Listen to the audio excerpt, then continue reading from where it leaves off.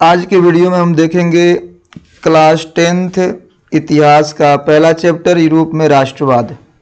इसके important question को देखेंगे। पहला क्वेश्चन है, रॉबर्ट ओवन कहाँ का निवासी था? ऑप्शन ए फ्रांस का, बी जर्मनी का, सी ब्रिटेन का और डी ऑस्ट्रिया का। तो आंसर हो जाएगा आपका सी, ब्रिटेन का निवासी था। क्वेश्चन नंबर 2, यंग यूरोप की स्थापना कब हुई थी? ऑप्शन ए 1928, बी 1929, सी 1930 और डी 1931। तो इसका आंसर हो जाएगा ए 1928। क्वेश्चन नंबर 3, यंग इटली की स्थापना किसने की थी? ऑप्शन ए मेजनी ने, बी बिस्मार्क ने, सी काउर ने और डी गैरिबाल्डी ने। तो इसका आंसर हो जाएगा ऑप्शन ए मेजनी ने। क्वेश्चन नंबर 4, यंग यूरोप का संस्थापक कौन था?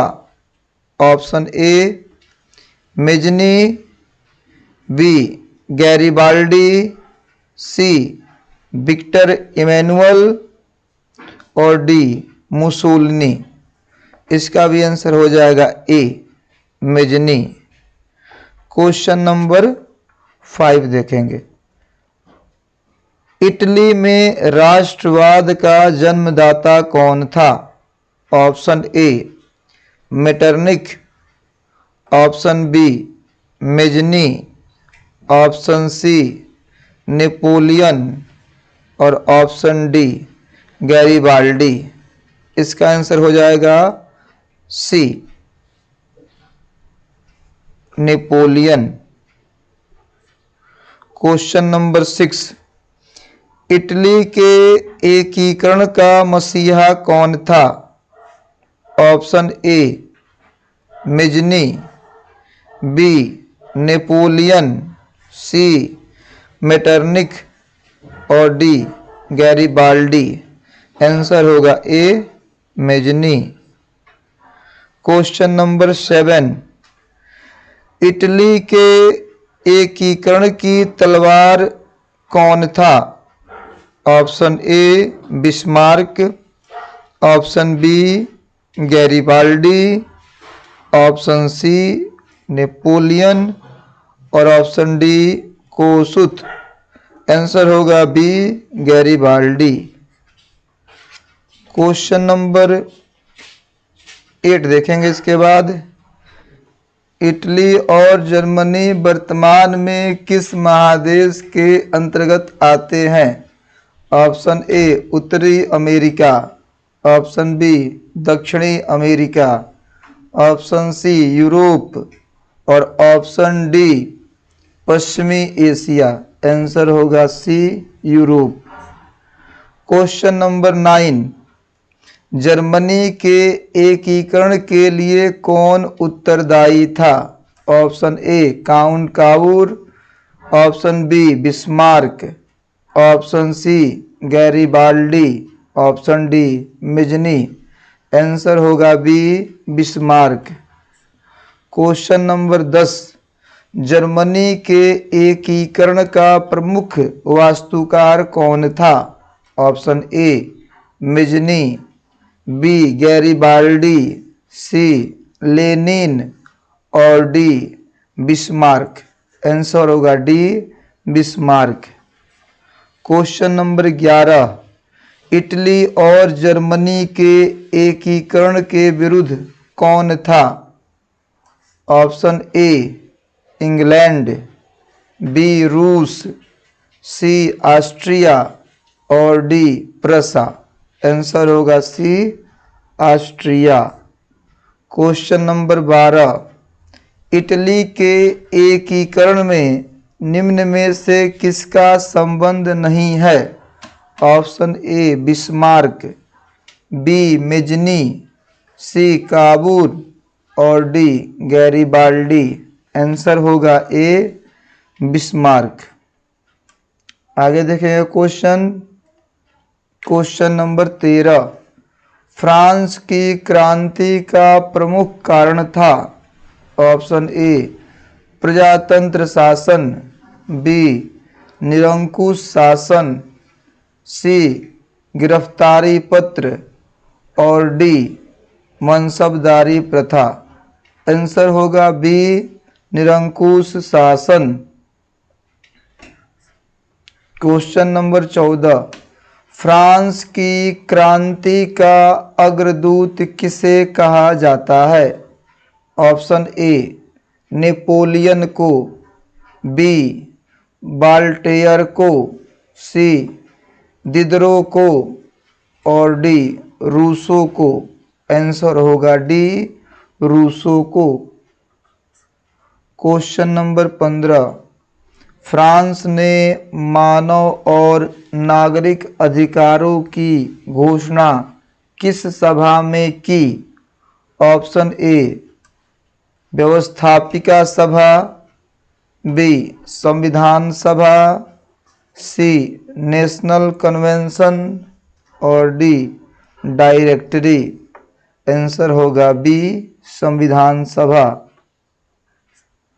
क्वेश्चन नंबर 16, फ्रांस में सामंतवाद का अंत कब हुआ। ऑप्शन ए 4 अगस्त 1789, ऑप्शन बी 18 नवंबर 1789, ऑप्शन नंबर सी 24 सितंबर 1789 और ऑप्शन डी 21 मई 1789। आंसर होगा ए 4 अगस्त 1789।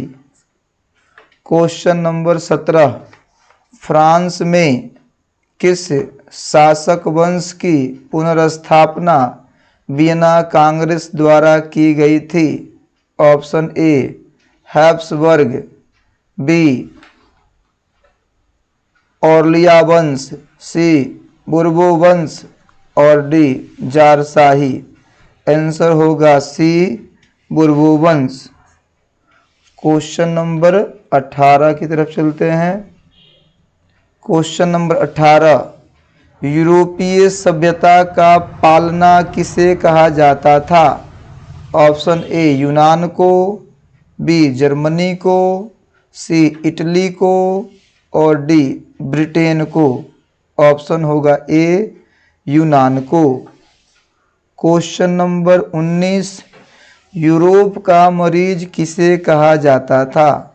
ऑप्शन ए तुर्की को, बी मिस्र को, सी यूनान को और डी पोलैंड को। आंसर होगा ए तुर्की को।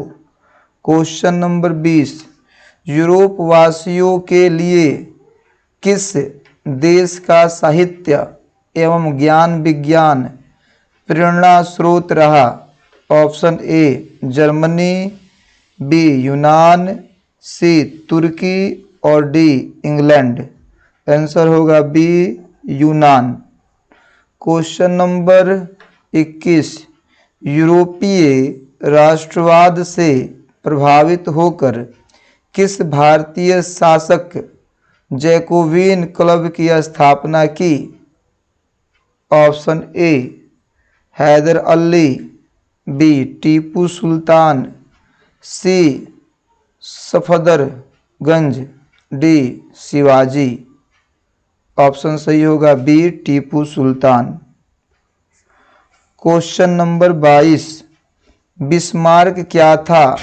ऑप्शन ए कवि, बी नाटककार, सी संगीतज्ञ और डी कूटनीतिज्ञ। आंसर होगा डी कूटनीतिज्ञ। क्वेश्चन नंबर 23 की तरफ चलते हैं। क्वेश्चन नंबर 23 है, बिस्मार्क प्रशा का चांसलर कब नियुक्त हुआ।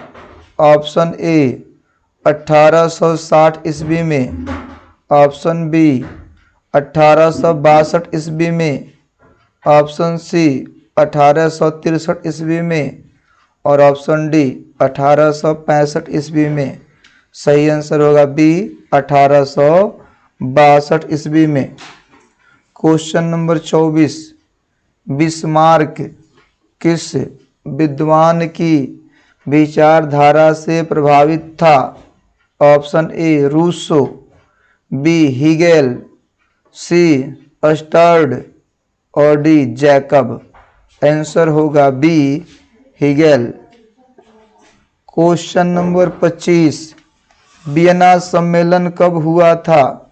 ऑप्शन ए 1815 ईस्वी में, बी 1820 ईस्वी में, सी 1818 ईस्वी में और डी 1848 ईस्वी में। आंसर होगा ए 1815 ईस्वी में। क्वेश्चन नंबर 26, वियना सम्मेलन का अध्यक्ष कौन था? Option A Metternich, B Napoleon Bonaparte, C Louis 18वां और डी चार्ल्स एडवर्ड। आंसर होगा ए मेटरनिक। क्वेश्चन नंबर 27 देखते हैं। विलियम प्रथम कहाँ का शासक था? ऑप्शन ए इटली का, बी प्रशा का, सी ऑस्ट्रिया का और डी यूनान का। आंसर होगा बी प्रशा का। क्वेश्चन नंबर 28, नेपोलियन कोड में कुल कितने कोड थे?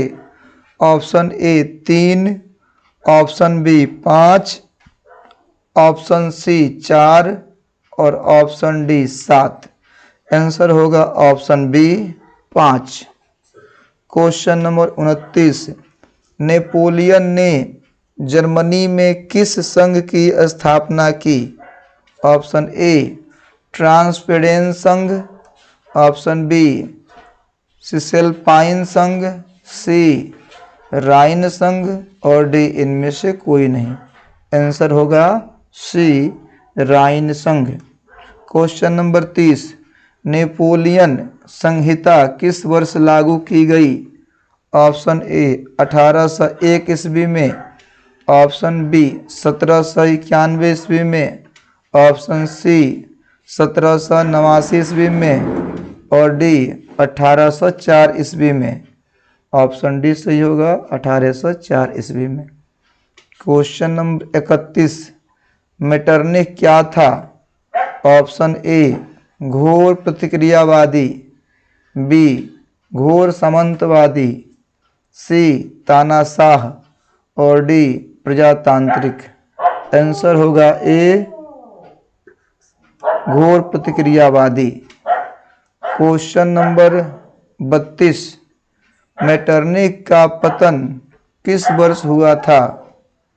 ऑप्शन ए 1847 ईस्वी में, ऑप्शन बी 1848 ईस्वी में, सी 1849 ईस्वी में और डी 1850 ईस्वी में।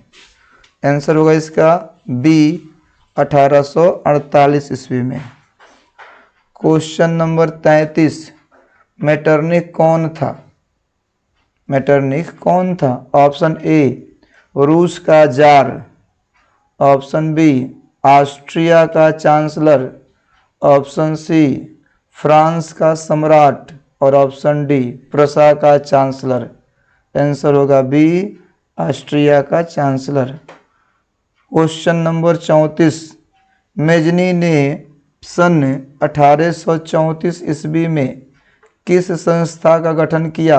Option A young Europe, option B क्रांति सेना, ऑप्शन सी विक्ट्रीन और ऑप्शन डी यंग इटली। तो आंसर होगा A young Europe. Question number 35, Mazzini का संबंध किस संस्था से था?